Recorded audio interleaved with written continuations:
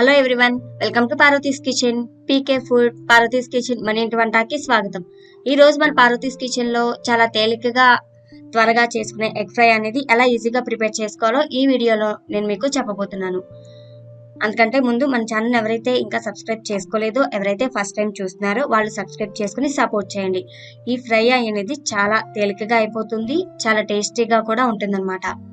White rice లోకి చాలా బాగుంటుంది. అలా కాదు పప్పు వండుకున్నా, లేదంటే సాంబారు, రసం, ఇలా ఏ ఐటమ్స్ కైనా సరే సైడ్ డిష్ గా చాలా బాగుంటుంది. వీడియో స్టార్ట్ చేసేద్దాం. ముందుగా నేను ఇక్కడ ఒక బౌల్ అనేది పెట్టుకుని, బౌల్లో ఒక 4 టేబుల్ స్పూన్లు ఆయిల్ అనేది యాడ్ చేసుకున్నాను. ఉడికించి పెట్టుకున్న 4 గుడ్లని ఈ విధంగా వేసుకోవాలి. అలాగే ఒక 1/2 టేబుల్ స్పూన్ పసుపు వేసేసి జాగ్రత్తగా గుడ్లని నిదానంగా కదుపుకుంటూ ఫ్రై చేసుకోవాలి 1 నిమిషం పాటు. గుడ్లు కొంచెం ఫ్రై అయిన తర్వాత కొంచెం కరివేపాకును కూడా యాడ్ చేసుకుని ఒకసారి బాగా కలుపుకోవాలి. ఇలా ఫ్రై అయిన ఎగ్స్ లో దంచి పెట్టుకున్న ఒక 2 వెల్లుల్లి రెమ్మలు యాడ్ చేసుకోవాలి. అలాగే ఒక 1/2 టేబుల్ స్పూన్ జీలకర్ర చిటపట్లాడేంత వరకు, వెల్లుల్లి వేగేంత వరకు ఫ్రై చేసుకోవాలి.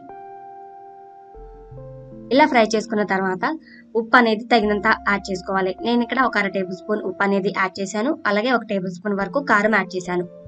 కారం వేసిన తర్వాత ఒక 30 సెకండ్లు మాత్రమే స్టవ్ మీద ఉంచాలండి. ఇలా 30 సెకండ్ల వరకు కలిపేసేసుకుని స్టవ్ ఆఫ్ చేసుకుని దించేసేసుకోవాలి.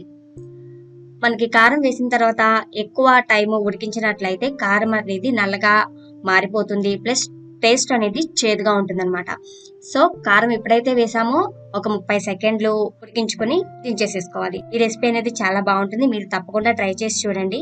మీకు నచ్చినట్లయితే మీ ఫ్రెండ్స్ అండ్ ఫ్యామిలీ మెంబర్స్ కి తప్పకుండా షేర్ చేయండి. ఇంకా ఇలాంటి ఈజీ అండ్ క్విక్ రెసిపీస్ కోసం పార్వతీస్ కిచెన్ ఛానల్ మన ఇంటి వంటని సబ్స్క్రైబ్ చేసుకోండి.